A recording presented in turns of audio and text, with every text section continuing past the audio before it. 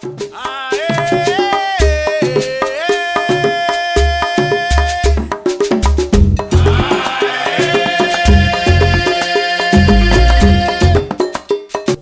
àwọn àgbà kan sọ pé ikú ogun nípa kíkanjú, ikú odò ní pòmùwẹ̀. Ìtàn fìdí ẹ̀ lélẹ̀ wípé gbajúgbajà òǹkọ̀wé ni akọni tá a fẹ́ sọ̀tàn rẹ̀ lónìí inú odò ló kú sí. Bá a bá sọ nípa bí D.O. Fagunwa ṣe lo ìṣẹ̀mí ayé rẹ̀ ká tó máa sọ irú ikú tó pa á, a jẹ́ wípé a ṣèrànlọ́wọ́ fún àwọn ìran tí ń bọ̀ lẹ́yìn. D.O. Fagunwa ẹni àkọ́kọ́ tó fi èdè Yorùbá kọ ìwé ìtàn lóríṣiríṣi. Ní ọdún 1938 ló kọ ìwé kan tó pe àkọlé rẹ̀ ní ògbójú ọdẹ nínú igbó irúmọlẹ̀.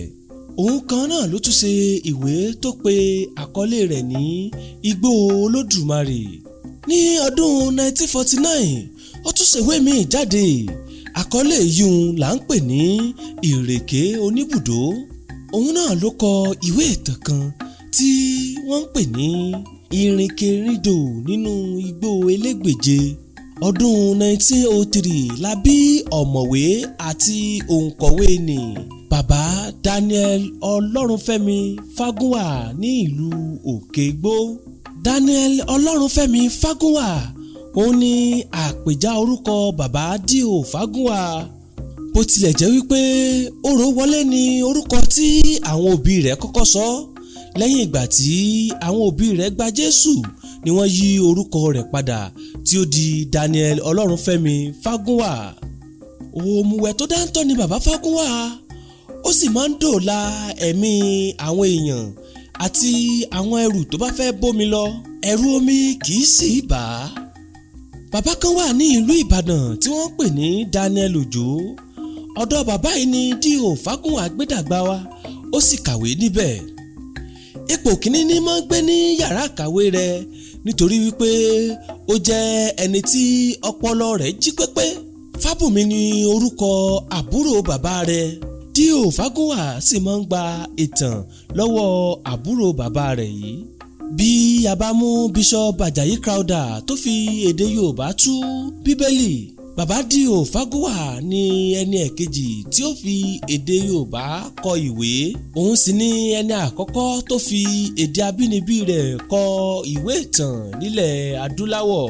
Ẹ jẹ́ n sáré sọ díẹ̀ nínú ìwé àkọ́kọ́ tí D.O. Fagunwa gbé jáde. Ṣé ẹ gbàgbé pé mo sọ pé ọdún 1938 ni D.O. Fagunwa gbé ìwé àkọ́kọ́ tó pe àkọlé rẹ̀ ní ògbójú ọdẹ nínú igbó irúmọlẹ̀ jáde. Ìwé yìí ni ọ̀pọ̀ àwọn bàbá wa àti ìyá wa kà tí wọ́n fi jáde ilé ẹ̀kọ́. Bá a bá ní ká máa tú ohun tó wà nínú ìwé ìtàn yìí palẹ̀, àyè yìí ò ní gbà á. Àmọ́ kókó kan tí mo fẹ́ mú jáde ni wípé ọ̀jọ̀gbọ́n Wọlé Ṣóyínká àwọn náà ṣe ẹ̀dà ìwé yìí, èyí ń ògbójú ọdẹ nínú igbó irúmọlẹ̀. Wọ́n ṣe ẹ̀dà rẹ̀ sí èdè Gẹ̀ẹ́sì, wọ́n sì pe àkọlé rẹ̀ ní The Forest of a Thousand Demons. Ìwé yìí mú kí ọ̀jọ̀gbọ́n yìí lórúkọ àti òkìkí káàkiri gbogbo àgbáńlá ayé. Ìgbésẹ̀ ọ̀jọ̀gbọ́n Wọlé Ṣóyínká yìí ó jẹ́ kí àwọn òyìnbó aláwọ̀ funfun mọ̀ wípé iṣẹ́ ńlá ni ọ̀jọ̀gbọ́n D.O. Fagunwa ṣe kalẹ̀. Àwọn nǹkan àràmọ̀ndà àti àwọn nǹkan ìyanu tó bani lẹ́rù ó pọ̀ nínú àwọn ìwé ìtàn tí D.O. Fagunwa kọ láti ibi tó ti bẹ̀rẹ̀ àti ibi tó dé dúró. Iléèwé St. Luke's tí D.O. Fagunwa ti kẹ́kọ̀ọ́ gboyè náà ló ti bẹ̀rẹ̀ iṣẹ́. Ó sì ṣiṣẹ́ ń bẹ̀ fún odidi ọdún kan gbáko kó tó di wípé ó kọ̀wé fiṣẹ́ sílẹ̀.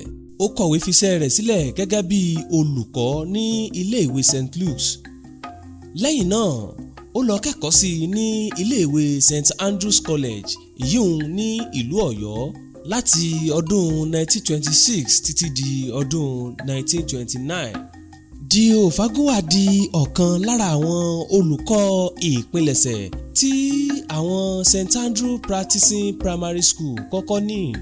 Ọdún 13 ni D.O. Fagunwa fi gbé ní ìlú Ọ̀yọ́. Ọ̀yọ́ sì ni ọgbọ́n ìwé kíkọ rẹ̀ ti pọ̀ sí. Ìmọ̀ rẹ̀ sì jinlẹ̀ nínú gbogbo àwọn nǹkan tó jẹ́ nǹkan ìṣẹ̀báyé. ìròrí rẹ̀ yìí ló farahàn nínú gbogbo àwọn ìwé tó máa ń kọ. Agbègbè tí D.O. Fagunwa gbé ló mú kí ó ní òye tó kún nípa àwọn abàmì ẹ̀dá tó máa ń lò nínú ọ̀rọ̀ rẹ̀ tó bá ń kọ̀wé. Ọ̀pọ̀ ọgbà ni máa ń sọ nípa ọ̀rọ̀ igi, abàmì ẹ̀dá, ó tún máa ń sọ nípa agbedeméjì ọ̀run, ẹsẹ̀ ògbèjì, àwọn oṣó, àwọn àjẹ́, oríṣiríṣi àwọn gbólóhùn abanilẹ́rù, àkànlò èdè àti ẹwà Yorùbá ní D.O. Fagunwa ti kọ́ ní iléèwé àti agbègbè tó gbé dàgbà.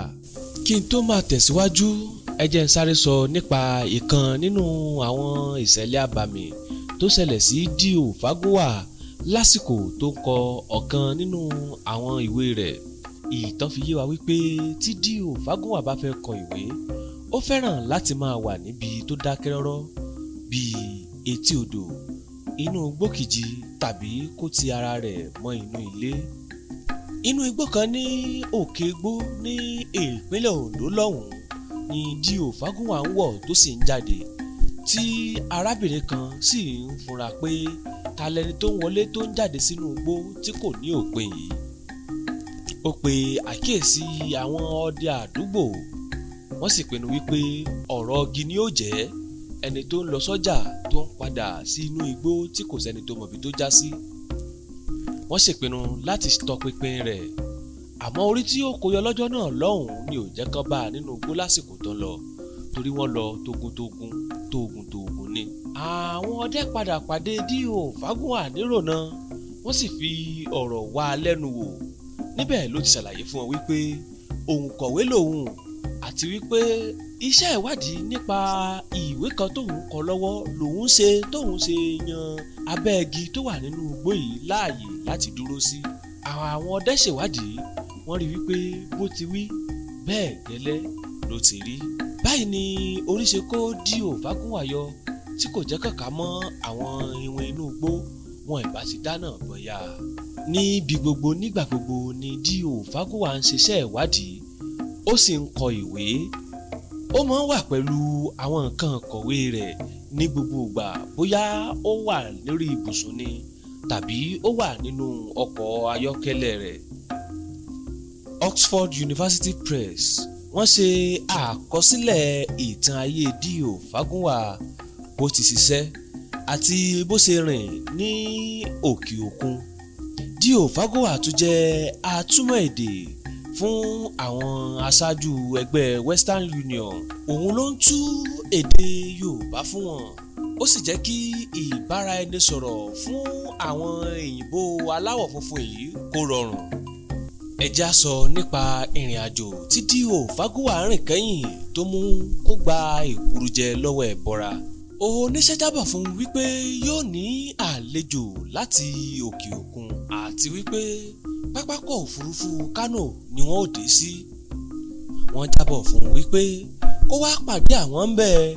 D.O. Fagunwa gbéra láti pápákọ̀ òfurufú Ìbàdàn lọ sí pápákọ̀ òfurufú Kánò. Níbẹ̀ ló ti pàdé àwọn àlejò rẹ̀, wọ́n sì ṣe ìpàdé papọ̀. Nínú ìpàdé wọn, wọ́n jíròrò lórí ìdàgbàsókè ilé ìtẹ̀wéjáde àti bó ṣe lè jẹ́ orísun ìdàgbàsókè fún ilẹ̀ wa Nàìjíríà. Àwọn àlejò rẹ̀ láti ilẹ̀ Gẹ̀ẹ́sì padà. Fagunwa nílò láti padà sí ìlú Ìbàdàn níbi tó ti wá, ṣùgbọ́n lásìkò yìí kò fẹ́ tẹ̀lé bàálù padà torí wípé ó fẹ́ ya àwọn ilé ẹ̀kọ́ tí ń bẹ lọ́nà ní Kaduna, ní Zaria àti àwọn ìletò tó tẹ̀lé. Báyìí ni Fagunwa ṣe rin ìrìn rẹ̀ títí tó fi dé ìlú kan tí wọ́n pè ní Bídà. Níbẹ̀ ni ilẹ̀ ṣú sí. Wọ́n sùn ní ilé ìtura kan mọ́jú. Àfẹ̀mọ́júmọ́ ọjọ́ kejì, Fagunwa tún bẹ̀rẹ̀ ìrìn àjò rẹ̀, òun àti awakọ̀ rẹ̀. Wọ́n nílò láti kọjá lórí odò kan tí wọ́n ń pè ní odò Wúyà. Odò tá à ń sọ nípa rẹ̀ yìí kò ní afárá. Ọkọ̀ ojú omi ní ń gbé ẹrù, mọ́tò àti àwọn èrò sọdá sí òdì kejì. Lásìkò tí D.O. Fagunwa dé etí odò yìí, ọkọ̀ ojú omi ò tíì dé. Ó sì ní kóun ó sinmi díẹ̀ nígbà tó sọ fún awakọ̀ rẹ̀ láti wa ọkọ̀ gúnlẹ̀ sí etí odò nírètí wípé ọkọ̀ ojú omi ò ní pẹ́ dé. Dio Fagunwa gẹ́gẹ́ bí ẹni tó fẹ́ràn ìmọ̀ ìjìnlẹ̀, ó rìn síwájú létí odò láti wo gbogbo ohun tó ń ṣẹlẹ̀ ní àyíká náà. Ní kété tó rìn síwájú, ẹsẹ̀ rẹ̀ yọ̀ létí odò, ó sì bọ́ sómi. Gbogbo akitiyan Fagunwa láti wẹ odò náà pàbó ló já sí. Ariwo nǹkan bọ́ sómi ni awakọ̀ rẹ̀ gbọ́ tó fi súré lọ sí ọ̀nà ibi tí Fagunwa gbà lọ. Ó débẹ̀ kò rí nǹkan kan, ó fi gbé ta ẹ gbà mí. Gbogbo àwọn ará abúlé wọ́n súnmọ́ awakọ̀ Dio Fagunwa, ó ṣàlàyé fún wọn wípé ọ̀nà bí ni bàbá gbà lọ, ariwo ni mo gbọ́ nínú omi, a sì rí bàbá mọ́. Gbogbo àwọn ọ̀dọ́ agbègbè náà kan sómi, wọ́n bẹ̀rẹ̀ sí wá Dio Fagunwa kiri, wọ́n rí títí tí ilẹ̀ fi ṣú. Lẹ́yìn ọjọ́ kẹta, wọ́n padà rí òkú Dio Fagunwa létí odò. Gbogbo ẹ̀ sì wà bó ṣe wà, fìlà rẹ̀ ń bẹ lórí rẹ̀, ìgò ojú rẹ̀ ń bẹ lórí rẹ̀, ara rẹ̀ dàbí tọmọ tuntun. Ní ọjọ́ keje oṣù kejìlá ní ìṣẹ̀lẹ̀ abàmì ìṣẹ̀lẹ̀, ó sì wà nínú àkọọ́lẹ̀ wípé Daniel Ọlọ́runfẹ́mi Fagunwa ó di ẹni ilẹ̀ ní ọjọ́ yìí. Òkú rẹ̀ ni wọ́n gbé lọ sí ìlú Ìbàdàn. Àwọn aláṣẹ àti olùdarí agbègbè tí ìṣẹ̀lẹ̀ ti ṣẹlẹ̀, wọ́n padà gbé ère kan sí etí odò Wúyà láti máa ṣe ìrántí olóògbé Dio Fagunwa. Bó bá jẹ́ pé ìgbà àkọ́kọ́ rèé tí wọ́n ń bá mi pàdé lórí ẹ̀rọ ayélujára, Àrẹ̀mú Olúwadámiláre lórúkọ mi. Ṣe ìrànlọ́wọ́ nípa pínpín fọ́nrán yìí kó bàa lè dé ọ̀dọ̀ àwọn olólùfẹ́ èdè Yorùbá nílé lóko. Ẹ ṣeun tẹ́ ń gbọ́ wa, etí tẹ́ fi ń gbọ́ wa ò ní di láṣẹ Elédùà. Ire o.